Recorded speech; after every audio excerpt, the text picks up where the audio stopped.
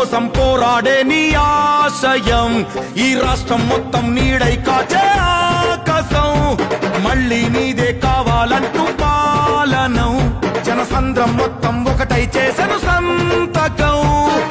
ఆంధ్రుల కోసం నువ్వు తిప్పిన మీసం మాలోన ఉరిమింది నీ స్ఫూర్తి గళం అందరి కోసం నువ్వు చేసే యుద్ధం